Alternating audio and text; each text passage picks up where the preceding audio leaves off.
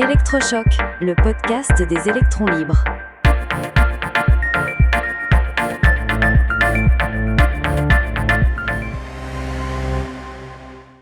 Électroscope numéro 20, IA Made in France, lutte contre le cancer et télépathie.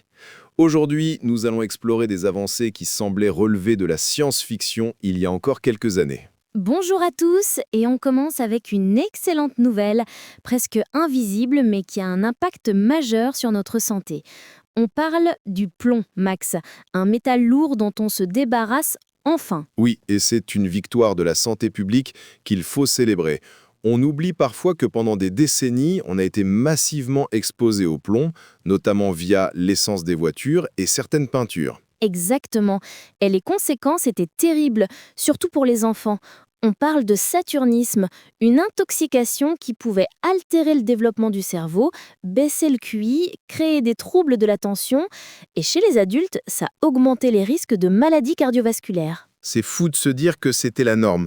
Mais ce qui est passionnant, c'est qu'on peut mesurer concrètement les progrès. Des chercheurs ont eu l'idée géniale d'analyser des mèches de cheveux conservées depuis plus d'un siècle. Et les résultats sont sans appel.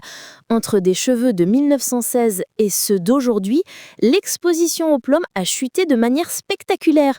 C'est la preuve que les réglementations, comme l'interdiction du plomb dans l'essence à partir des années 70, ont fonctionné. C'est un bel exemple de l'impact positif des décisions politiques sur le long terme. On a littéralement assaini notre environnement et nos corps. Le plomb a vraiment pris du plomb dans l'aile et c'est une très bonne chose. Allez, on passe du métal lourd à l'intelligence artificielle avec une ambition française qui pourrait bien changer la donne. On parle de Yann LeCun, un des pionniers mondiaux de l'IA. Oui, et il ne s'agit pas de faire un énième ChatGPT.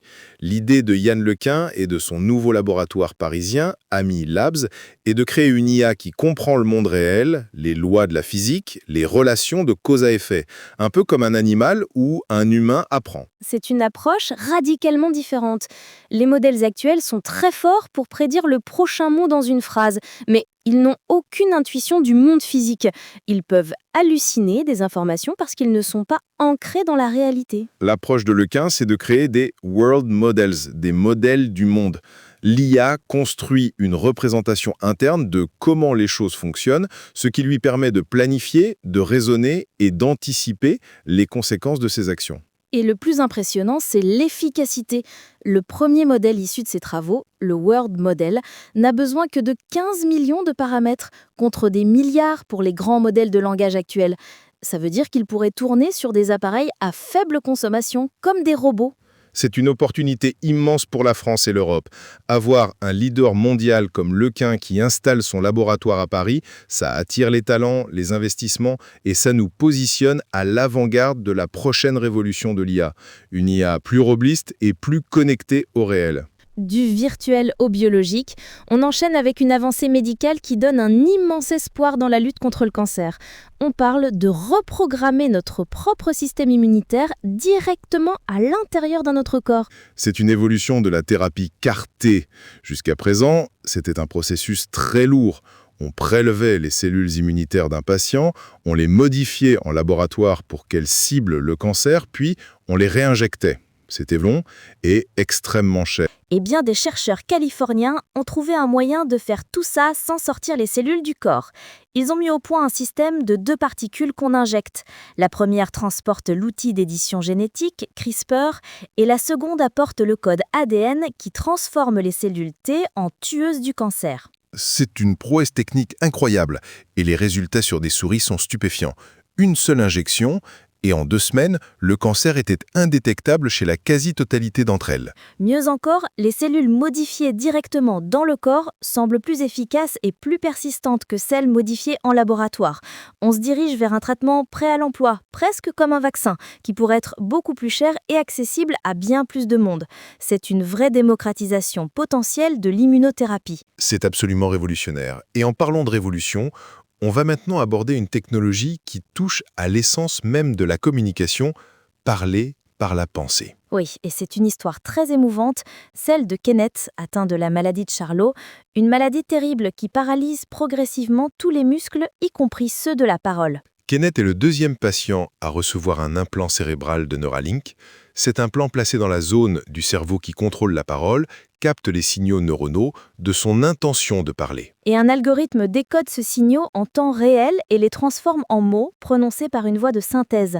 Le plus incroyable, c'est que cette voix est une reproduction de la propre voix de Kenneth, recréée à partir d'anciens enregistrements. On a pu voir une vidéo où il dit, sans bouger les lèvres, « Je vous parle avec mon esprit ».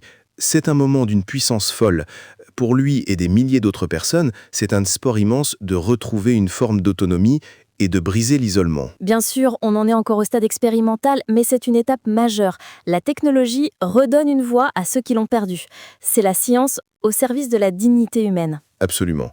Et pour finir, on passe de la neurotechnologie à la fabrication, avec une innovation qui pourrait changer notre façon de produire des objets complexes, l'impression 3D d'un moteur électrique fonctionnel en moins de 3 heures. C'est une performance réalisée par des ingénieurs du MIT.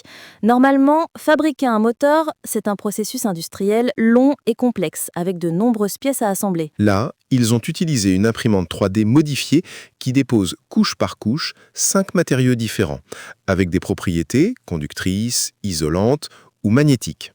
Une fois l'impression terminée, il suffit d'aimanter une partie et le moteur fonctionne. Et le coût de matériaux est dérisoire, à peine 50 centimes par moteur. On imagine tout de suite les applications. Imprimer une pièce de rechange pour un drone ou un robot directement sur place, sans dépendre d'une longue chaîne d'approvisionnement. C'est la promesse d'une production locale rapide, à la demande, avec moins de déchets. On se rapproche du rêve de pouvoir imprimer des objets électromécaniques entiers, presque sur un claquement de doigts. De la santé à l'industrie, en passant par l'IA et la communication, l'avenir s'annonce décidément plein de promesses. C'est la fin de cet électroscope. Merci de nous avoir écoutés et à très bientôt pour un nouveau tour d'horizon des innovations qui façonnent notre futur. Soutenez les électrons libres. Abonnez-vous sur lel.media.